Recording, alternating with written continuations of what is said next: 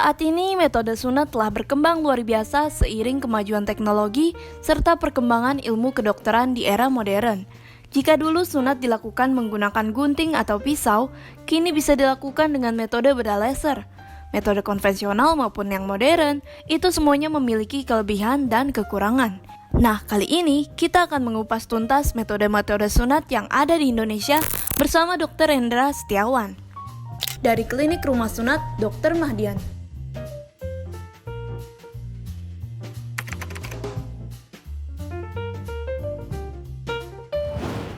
Sunat itu sebenarnya secara prinsip membuang bagian kulup atau kulit di bagian penis, di bagian ujung penis. Kemudian setelah itu disatukan sisa kulitnya. Untuk manfaatnya sendiri, secara medis itu sudah terbukti bahwa ketika pasien yang dengan sunat itu 80% lebih sulit terkena infeksi saluran kencing dan infeksi menular seksual. Jadi untuk orang-orang yang sudah menjalani sunat, kemungkinannya untuk terkena penyakit menular seksual itu jauh lebih kecil dibandingkan dengan orang-orang yang tidak disunat. Jadi kalau dari segi medis itu bermanfaat untuk mencegah infeksi saluran kencing dan infeksi menular seksual. Untuk metode tradisional sendiri, ini sebenarnya sudah berkembang cukup lama. Biasanya menggunakan alat potong yang masih tradisional, misalkan bilah bambu atau pisau yang kita tidak tahu ya tingkat kebersihannya. Biasanya setelah dipotong, kemudian ditutup untuk menghentikan perdarahannya. Kemudian setelah itu kulitnya, lukanya mengering, sembuh, kemudian jadi sunat. Itu untuk sunat tradisional. Nah, kemudian ada juga sunat konvensional. Sebenarnya secara prinsip sunat itu dia terbagi menjadi dua jenis ya. Satu adalah pembuangan kulit kulup di bagian ujung penis, kemudian sisa kulitnya disatukan. Nah, dari dua jenis metode atau langkah sunat ini kita bisa bedakan menjadi jenis-jenis sunat.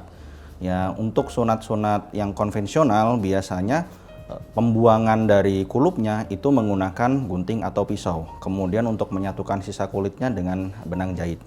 Nah, kemudian ada metode electric cauter atau EC. Dia membuang kulitnya itu dengan metode panas dari alat EC. Kemudian karena kena panas, keuntungannya adalah lukanya dia cepat kering dan perdarahannya minimal. Kemudian sesudah itu untuk menyatukan kulitnya masih sama dengan benang jahit.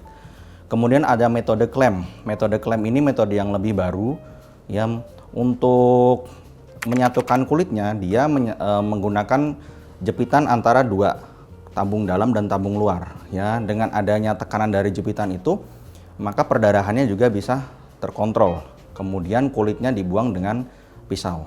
Keuntungan dari metode klem adalah satu, perdarahannya minimal. Dua, sesudah sunat pasien bisa langsung mandi kena air, karena walaupun dia ada luka, karena dia tertutup oleh klemnya, air itu tidak akan bisa masuk merembes ke dalam luka. Itu untuk keuntungan dari metode klem. Kemudian ada lagi metode gun stapler. Secara prinsip metode ini pemotongannya dia dan penyatuan kulitnya dia menjadi satu dengan alat yang namanya gun stapler. Ya, ketika sudah persiapan sunat, ketika penisnya dia masuk ke dalam alat gun staplernya dipencet, maka secara otomatis kulup akan terpotong sekaligus akan menanamkan bagian dari staplernya, sehingga secara otomatis kulit akan terbuang dan sisa kulitnya dia akan tersatukan dengan gun staplernya. Keuntungannya adalah dengan alat ini karena dia presisi, maka hasil sunatnya itu jauh lebih rapi dibandingkan dengan metode jahitan. Kemudian yang terakhir yang paling baru itu adalah metode measure. Metode measure itu dengan menggunakan optical laser. Keuntungannya adalah karena dia menggunakan sinar laser untuk memotong bagian jaringannya, maka daya panas dari alat yang sebelumnya digantikan electric cauter itu menjadi minimal, sehingga lukanya menjadi lebih rapi, lebih bagus. Kemudian untuk penyembuhannya juga menjadi lebih cepat. Seperti itu. Dan karena dia menggunakan laser, seringkali kulit yang terpotong itu sudah langsung menyatu. Ya, sehingga tidak perlu digunakan jahitan. Oke, sekian pembahasan tentang metode sunat. Saya Dr. Hendra Setiawan. Terima kasih.